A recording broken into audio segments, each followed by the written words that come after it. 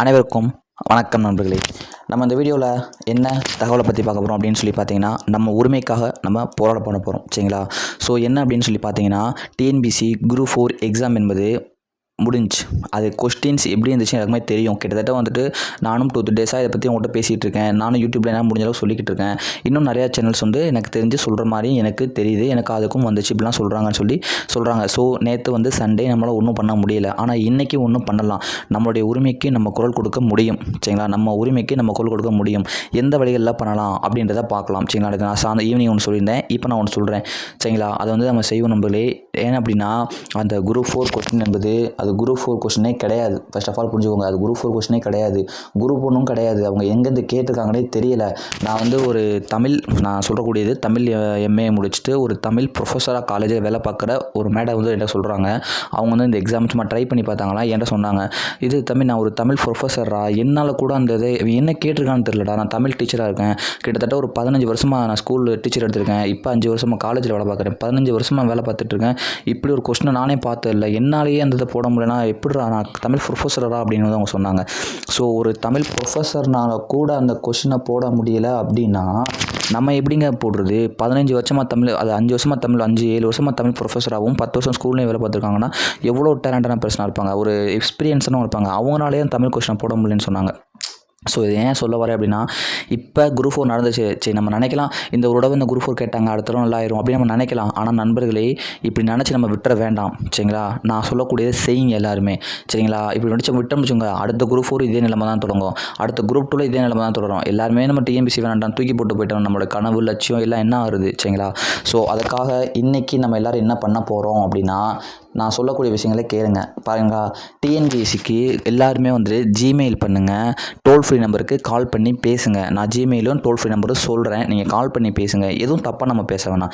Sir, இந்த உங்களுக்கு ஏதாவது மெயில் பண்ண தெரிலாட்டி இங்கே கொடுத்துருக்கேன் பாருங்கள். பல ஆண்டு கனவுகளோடு படைத்த இளைஞர் சபாக ஒரு மின்னஞ்சல் தயவுக்கு வந்து கவனிக்கவும். சில மாதங்களுக்கு முன்பு இந்த மணிக்கு, சரிங்களா, சீர்திருத்தம் ஏற்படுத்த வெளியிட்ட இந்த அடிப்படையில் குரூப் 4 தேர்வு நடைபெற்றது. மாறிவிட வெளியிடப்படவில்லை. கேட்கப்படுத்த மயங்குள்ள எழுத்துக்கள் இந்த பார்த்துக்கோங்க. ஸோ ரெஃபரன்ஸ் கொடுத்துருக்கணும். புத்தகப்பட்டது இந்த மாதிரி கொடுத்துட்டு, சரிங்களா, இதை பாருங்கள். ஸ்கிப் பண்ணி வச்சு அதாவது வீடியோ ஸ்கிப் பண்ணுங்க. இதெல்லாம் போடுங்க.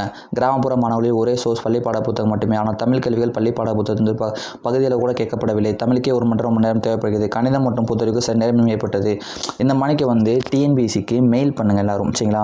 டிஎன்பிஎஸ்சிக்கு மெயில் பண்ணுங்கள். நான் உங்களுக்கு சொல்லக்கூடிய விஷயங்கள் வந்து பாருங்கள். இது வந்து நம்ம டெலிகிராமில் வந்து நான் காப்பி பண்ணி போடுறேன். இதுதான் வந்து பார்த்தோம் அப்படின்னா டிஎன்பிஎஸ்சியோடைய ஜிமெயில். சரிங்களா? இதான் வந்து அவங்களுடைய ஜிமெயில். ஒரு நாளைக்கு நம்ம எத்தனை ஜிமெயில் பண்ணலாம் கிடையாது. 100 ஜிமெயில், 10,000 ஜிமெயில் கூட பண்ணலாம். உங்கள் ஐடியில் திரும்ப நான் கீழே ஒரு வார்த்தைகள் சொன்னேன் பார்த்தீங்களா, அந்த வார்த்தைகளை மறுபடியும் கூட நான் ரீட் பண்ணுறேன். அதே மாதிரிக்கு அதை காப்பி பண்ணி கூட நீங்கள் இமெயில் போடுங்க. சரிங்களா? இது அவங்களுடைய டோல் ஃப்ரீ நம்பர். சரிங்களா? இது அவங்க நம்பருக்கு, சார் எங்களுக்கு என்னன்னா, நீங்கள் தப்பாக யாரும் பேச வேண்டாம் நண்பர்களே. என்ன பேசணும் அப்படின்னா, ஏன் கொஸ்டின் இப்படி கேட்டீங்க, எங்கேருந்து கேட்டீங்க, என்ன ரீசன், இப்படி கேட்டால் நாங்கள் எங்கே போய் படிக்கிறது, நீங்கள் எங்கே போய் படிக்கிறது, நீங்கள் சொல்லுங்கள் சார், நாங்கள் எங்கே படிக்கணும்னு நினைக்கிறீங்க. நாங்கள் வந்துட்டு இப்போ நீங்கள் ஏதாவது ஒரு புக்கு கொடுங்க, அதை நாங்கள் படிக்கிறோம். பட் ஆனால் படிக்கலைன்னு சொல்லலை. ஆனால் எங்கேருந்து கேள்விகள் கேட்கல, நாங்கள் எதை நம்பி சார் படிக்கிறது, படித்த எங்கள் வாழ்க்கை என்ன சார், 5 வருஷம் 7 வருஷம் 8 வருஷம் படித்த எங்களுடைய வாழ்க்கை என்ன சார் ஆகுறது அப்படின்னு சொல்லிட்டு கேளுங்க. சரிங்களா? சார், எனக்கு இது ஒரு தீர்வு தெரிஞ்சே ஆகணும். இந்த கொஸ்டின் நீங்கள் ரீ எக்ஸாம் வைப்பீங்களா, இல்லை என்ன பண்ணுவீங்களோ எங்களுக்கு தெரியாது. பட் ஆனால் எங்களுக்கு ரீ எக்ஸாம் வேணும். அப்படி இல்லாட்டி அடுத்த கொஸ்டின் எங்கேருந்து கேட்பீங்க எனக்கு தெரிஞ்சே ஆகணும் அப்படின்னு சொல்லி எல்லாரும் வந்துட்டு ஜிமெயில் பண்ணுங்கள். நம்பர் சொல்லுங்கள். சரிங்களா நண்பர்களே? ஸோ இன்றைக்கி இதை பண்ணுங்கள். இதை நான் இதை பாருங்கள். இந்த மணிக்கு பாருங்கள். சரிங்களா? இதை எல்லோரும் ஸ்கிப் பண்ணி வச்சுட்டு இந்த வாசகத்தை படித்து நம்ம டெலிகிராமில் நான் போட்டு விட்றேன். இதை படி ஜிமெயிலுக்கு எல்லோரும் டெலிகிராமில் இமெயில் பண்ணுங்கள். சரிங்களா? நம்முடைய உரிமைக்கு நம்ம தான் போராட வேண்டும். நம்முடைய உரிமைக்கு நம்ம தான் போராட வேண்டும். நீங்கள் எக்ஸாம் கிளியர் பண்ண, ஒரு ஜாப் போகணும்னு நினச்சிங்கன்னா நீங்கள் தான் கிளியர் பண்ணணும். 2020 தமிழ் டிஎன்பிஎஸ்சி தமிழ் என்ற ஒன்றே கிடையாதுன்னு மொத்தமாக சிலபஸ் தூக்குறாங்க. எத்தனை பேருக்கு ஞாபகம் இருக்குன்னு தெரியல. அப்போ நான் காலேஜ் செகண்ட் இயர் தான் படிச்சுட்டு இருந்தேன். அப்போ சொன்னாங்க எல்லாருமே, தமிழே சிலபஸ். நான் வந்து பிஏ தமிழ் படிச்சுட்டு இருக்கப்போ தமிழே இல்லையே சொல்லிட்டான்னு சொல்லி நான் போய் போராட்டத்துக்கு போனேன். ஏன்னா என்னுடைய உரிமை, என் தமிழ் என் உரிமைன்னு சொல்லி கலெக்டர் ஆஃபீஸ் முன்னாடி நான் போயிட்டு மாநகராட்சியிலேருந்து போய் போராட்டத்தை உட்காந்தேன். காலேஜ் செகண்ட் இயர் படிக்கிறப்ப தமிழ் வேணும், தமிழ் இல்லாமல் தூக்காதீங்க, தமிழ் இது பண்ணிடாதீங்க சொல்லி போய் உட்காந்தேன். அடுத்து இப்போ ரீசெண்டாக போன 2022 2023 என்ன பண்ணாங்க அப்படின்னா, தமிழில் வந்து 6th to 12th English medium question ஈஸியாக கேட்டுட்டு தமிழ் கொஸ்டின் கஷ்டமாக கேட்டாங்க.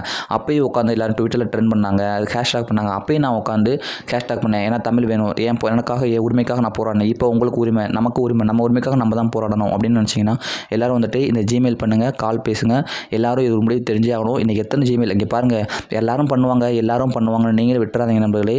நீங்களும் பண்ணுங்கள், இமெயில் பண்ணுங்கள், டெலகிராமில் டோல் ஃப்ரீயில் இப்போ கால் பண்ணி பேசுங்க. எல்லோரும் பண்ணிக்கிடுவாங்க, எல்லாம் பண்ணுவாங்கன்னு யாரும் விட்டுறாதீங்க. மெயில் போடுறதாடி எப்படி மெயில் போட கேட்டு 100 இமெயில் போட்டிங்கன்னா தான் கண்டிப்பாக உங்களுக்கு வந்து ஒரு முடிவு கிடைக்கும். இல்லாட்டி உங்கள் லைஃப்பில் கவர்மெண்ட் வேலையை எதிர்பார்க்க முடியாமல் போயிடும்.